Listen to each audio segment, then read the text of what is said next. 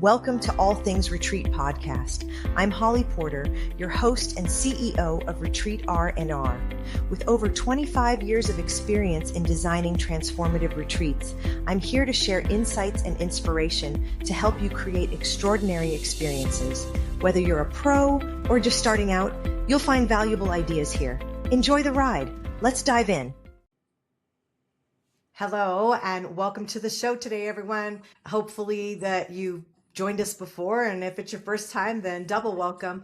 We're glad that you're here. We talk about all things retreat here, and we are sponsored by International Retreat Association, which is a new association and the only one of its kind in the industry of retreats. So if you want to check that out, it's internationalretreatassociation.com. Really long name, but we are going to be interviewing Roxanne Chaput, and she's a leadership steward supporting founders, executives, and visionaries in strengthening the inner architecture beneath how they lead, relate, and move through responsibility. Her work employs emotional intelligence, embodiment, relational depth, and multidimensional leadership, guiding leaders towards deeper internal congruency and human connection. Welcome to the show, Roxanne. Such a pleasure being here, Holly. I'm excited. So we're going to have a great conversation, I already know, because we've been chatting way before, and she's going to bring us all her leadership experience and great stuff. You said you were more in the corporate world, right? Yeah, about several years ago, before I had my first near-death experience, I was in the corporate world and, working as an executive and working in executive leadership teams. And it's fascinating. Like, it was beautiful, but there was also a piece that was missing in terms of what I came here to agree to align with in terms of how I would, become a servant leader. Yeah. And just so y'all know, since some of you know I had a near-death experience during COVID. So that just came up in our conversation. So I thought, oh, that's a great connection that we have together as well, because I think a lot more people have had near-death experiences than we think, and good for us. I guess good that we survived, I should say. Yeah, Well, amazing that we survived. yeah, no kidding. There were, many days I should have never survived. So I'm here, and this is part of the whole journey of what we're doing. So I appreciate you coming in and helping that come true here. But okay, got some questions. You ready? Yeah, absolutely, Holly. Let's do this. Okay. So retreats are often described as transformational spaces. From your perspective, what creates true transformation versus a temporary inspiration? That's a key I question to start out with. I love that because, so many times, like through the retreat space, you kind of hear a little bit more of like retreat weekend warriors where they go and they get like a little bit of that inspirational aspects. And, it does obviously change, a degree of their life of how, their perception is or how their perspective forms afterwards, or, the introspection that kind of happens with that. But again, like the transformation piece isn't really, expanding from there. It's more of, a momentary thing or a monthly thing. And then, behavioral patterns start to revert back into the old way of living because that's where the comfortability is. And when we go through transformative experiences, it's something that changes within us. And it's something that once you see something different or experience something differently and something differently, opposed to just, feeling it, but not really allowing that integration piece to happen, it's very easy to revert back to the old ways of being. But when you know something different, and you feel something different and that integration piece happens, you can never go back to the same way of living and the same way of being. And I'm sure, even just through our own near-death experiences, once you know something greatly different, you can't revert back to old ways of being. And that is a huge difference of, transformative experiences opposed to more inspirational experiences. So when we're going through, retreat process, it's really important for the leader as well, is that they've done the integrative process. They've done the integrative work to be able to go through their own transformative process so that they can be able to embody and to teach from that perspective and not just from perception or perspective or from woundings or experiences, but to Right. actually go through the integral process of where they've come through into the retreat space. And that's the differentiator. Yeah. So I just came back from an event that the International Association Retreat Association sponsored, and they were, I have to be honest, they were poo-pooing the word transformation and how overdone and overused, and I understand where they were coming from. However, you and I know a little deeper transformation when you've had a near-death experience, right? I can't think of a different word other than that to explain maybe. And I feel like I probably should have spoke up, but I didn't. I just was listening and kind of absorbing everything that was being said. But I feel like anyone who is attending in a retreat is going for some kind of transformation. Otherwise, why would you go? Like if you just want to go hang out with girls, go on a girls trip.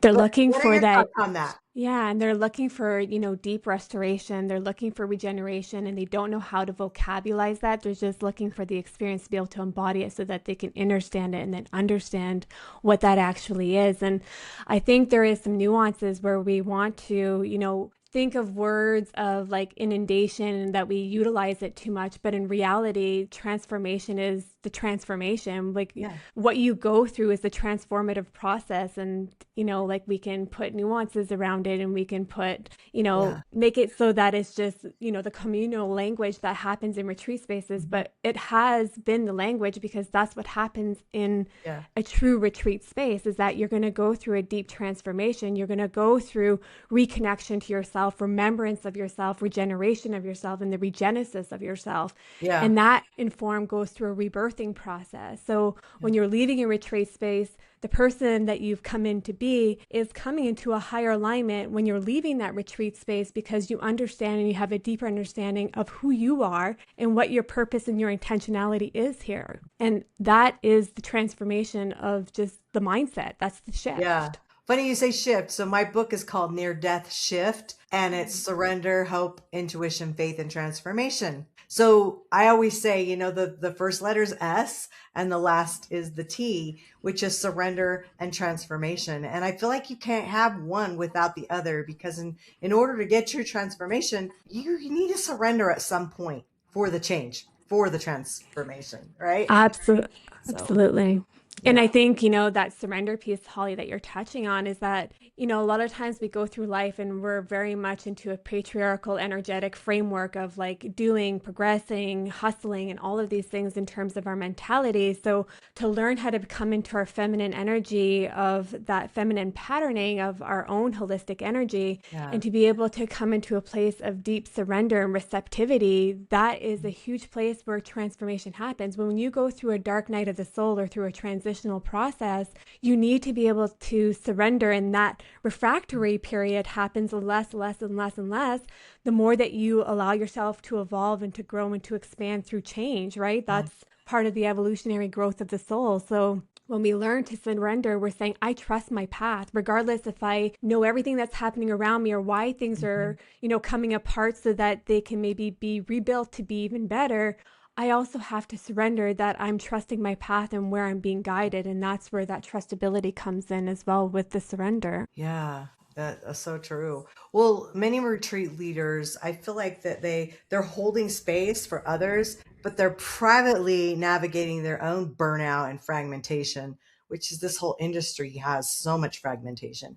What wisdom would you offer someone like that? Yeah, absolutely. I think when we, I think, owning a business, as you also own a business and leading other businesses as well, you see that the leadership is, the pivotal piece of how an organization is ran and the cultural dynamic that is created from that.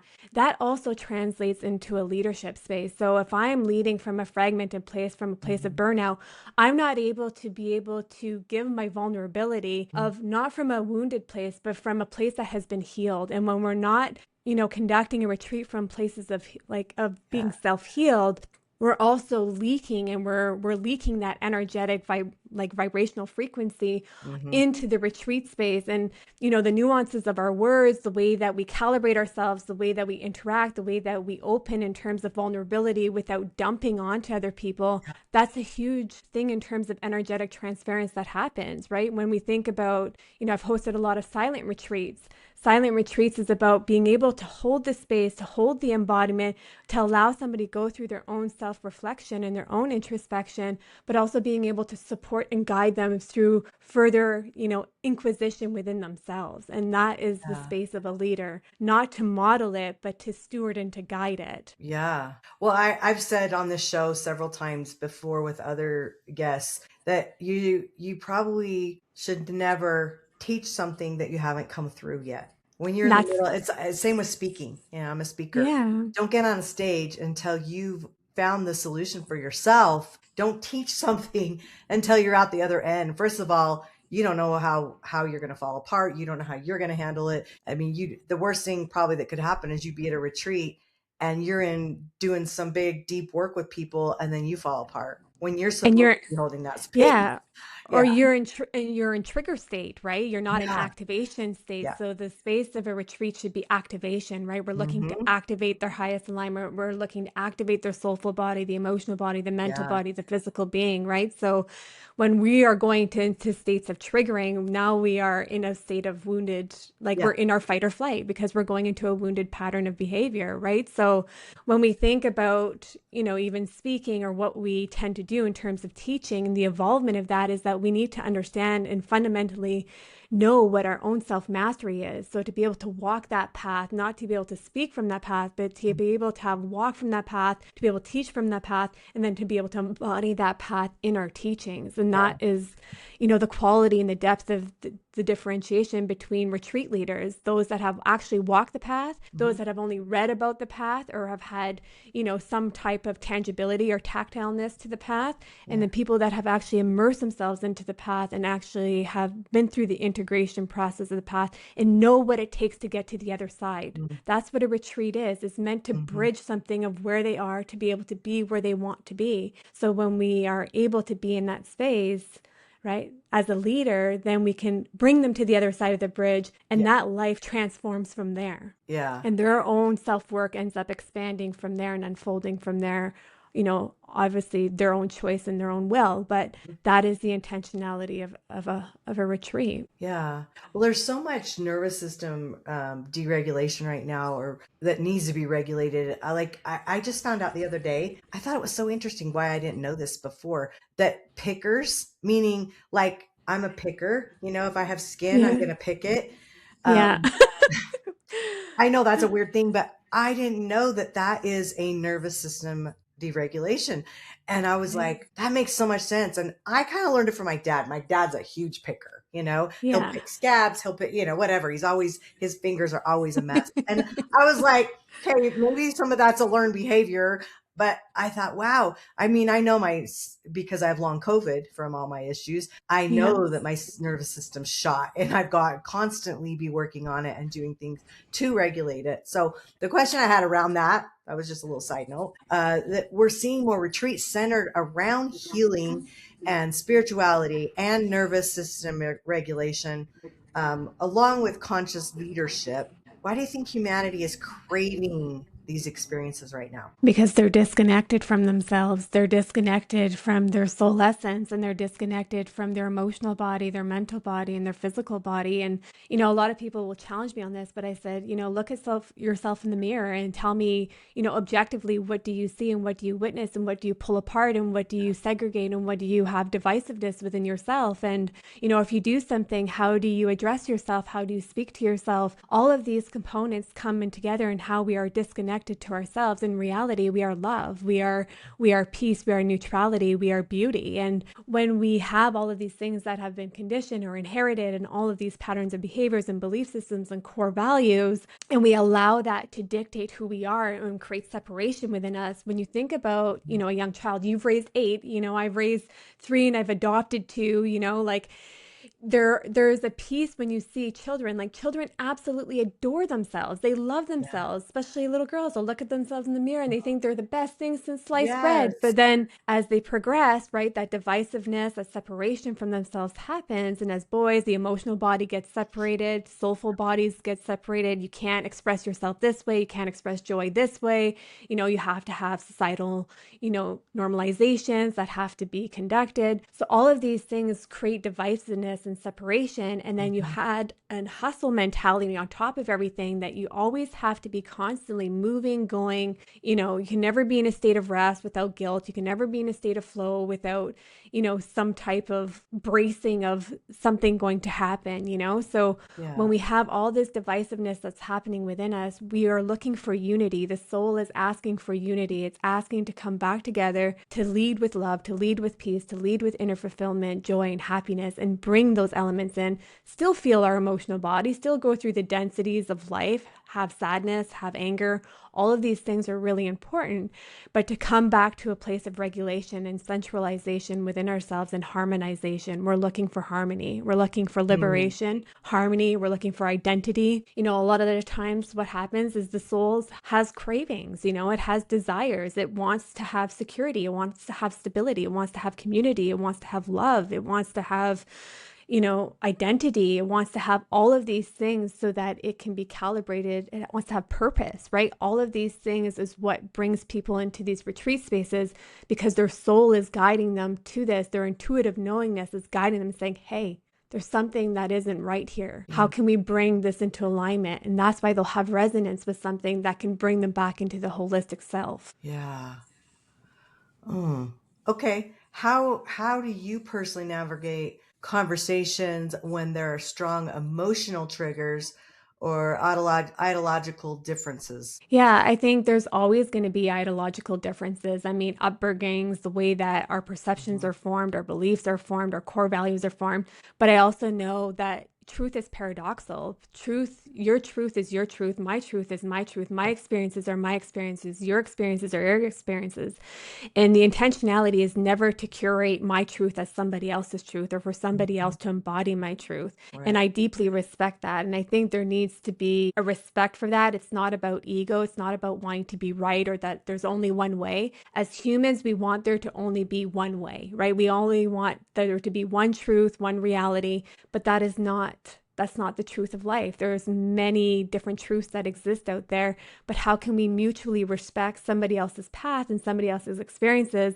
But also, we can also show each other different things. We can show each other different perspectives, and we can offer different, purviews and belief systems and patterns that are more, that can serve them. Like there's nothing wrong with that. But you also have to be willing, and you also have to have openness. But my job is not to control the narrative, or to push somebody to believe something that isn't in their core value to believe that. And that's Yeah. okay. Yeah. Agree to disagree if all else fails.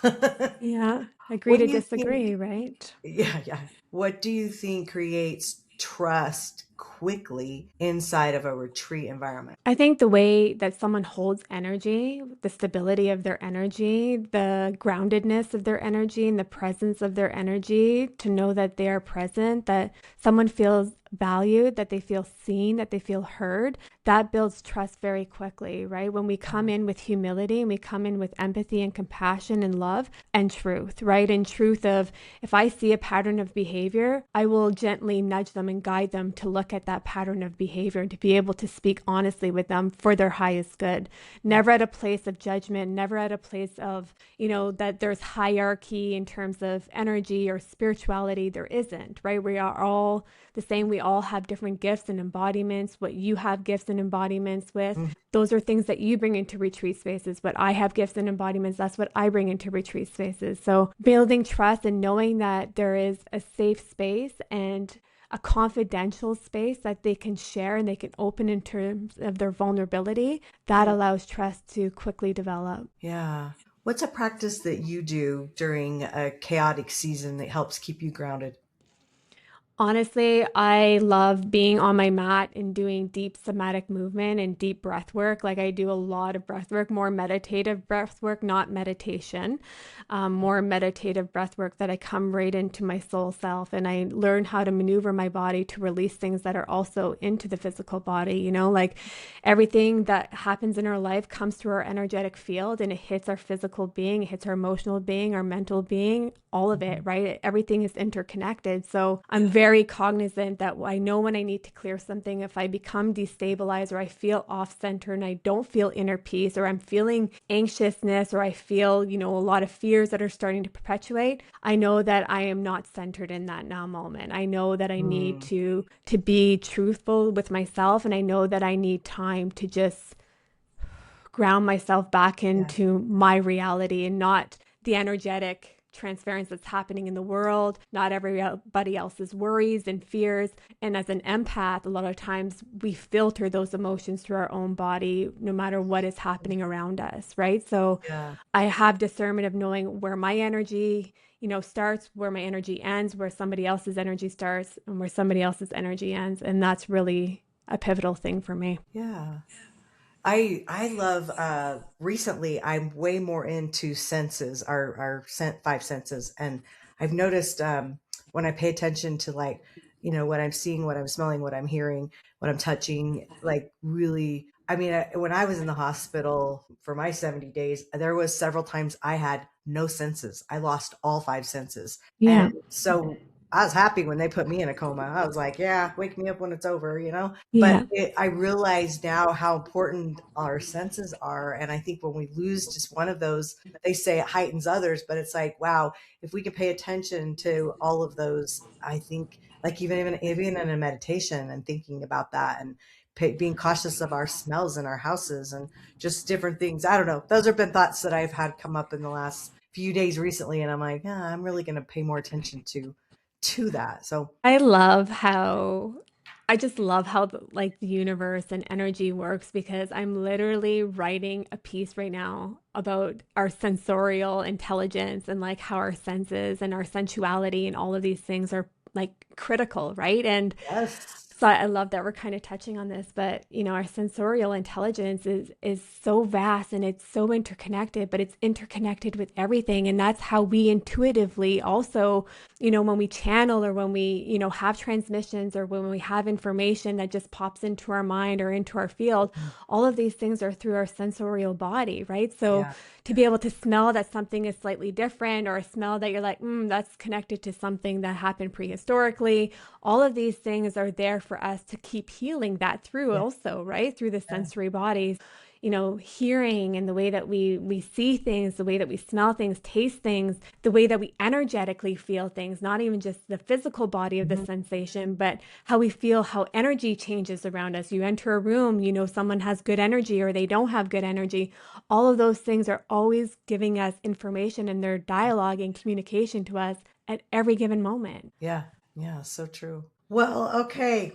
I know we could probably talk about all this forever because I get way into this stuff. I'm sure our listeners are like, what? So I'm going to put all your information to contact you in our show notes so our listeners can go Absolutely. find you.